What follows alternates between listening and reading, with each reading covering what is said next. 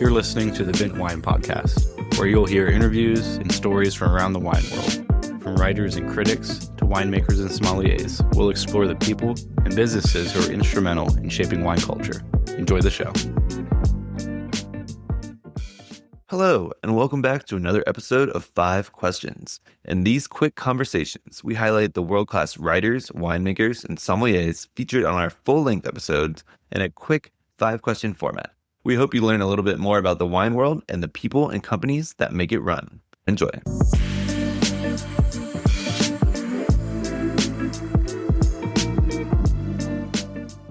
All right, we are here with 5 Questions with Erica Crawford. Thanks so much for joining today. Hi, Billy. Thanks for having me. Let's dive right in. Can you share what winery you work with, where your vineyards are located, and what varieties you make? Kim Crawford and we own Loveblock Wines. We do everything. It's wholly family owned. We're an estate proposition, and we're located in the Awatiri Valley and also a small little patch in the Rapara area of Marlborough, the Golden Mile. We grow a number of varietals. We grow, obviously, Sauvignon Blanc. We grow Pinot Noir in Secolo Targo. We also grow Pinot Gris. We grow Riesling. We grow Chardonnay. We grow Gewürztraminer.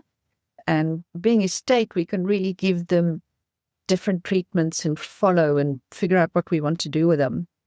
Question 2. If someone has never heard about Loveblock, what would the first thing you want them to know be? Organics is really important to us. So it's a certified organic farm, and it's a holistic approach to farming and grape growing and winemaking. So that's really important to me. So values of people and place are super important. And that expresses in the wine. The wine, I feel, is a bit softer, and it has a lot to do with the reduced inputs. Fantastic. Question 3. What are some regions or wine styles outside of New Zealand that inspire you? I really learned a lot, I have to say, from Quintessa in Napa Valley, just their approach to organic winemaking or growing and how they did that. So I learned a lot from them. I still look to what they do and taste their wine whenever I can. Obviously, in Sauvignon Blanc, we look to the more traditional areas. And I quite like, obviously, Alsatian, Northern French regions. I also have to say, Riesling from Australia, from that high little Eden Valley area. Oh, Eden Valley in particular. Very nice. Question 4. Which vintages have stood out to you over the years in your career and why? And these can be either very good wines or hard vintages to work, anything. Oh, so when we just before we launched the brand, Kim was working for someone else and we had 2 little babies, 13 months apart. It was the worst vintage for this time, and it was just 1995. And in New Zealand, we didn't have anyone with experience with that sort of stuff. And there wasn't enough processing facilities. That was horrible. Riesling went on to other varietals. It was just a total mess. So that was a particularly hard one, and a screaming baby and a toddler. So I'll never forget that one.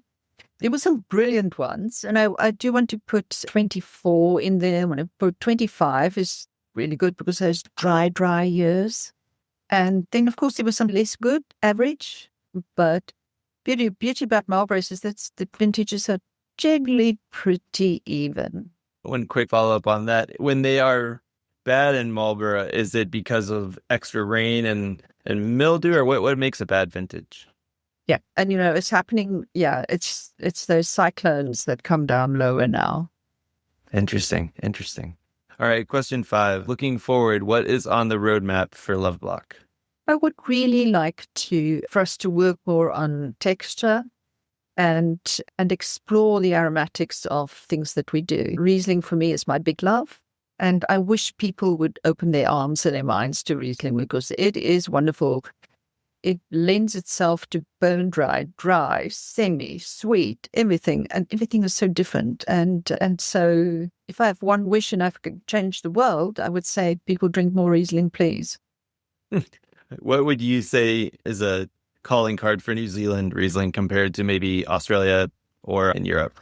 Obviously, the Rieslings here, we tend to make them dry, and some people have a little bit more iris. We've still got some old Kim Crawford wines, and I think it's the linearity that it has here in Marlborough, particularly. It develops beautifully.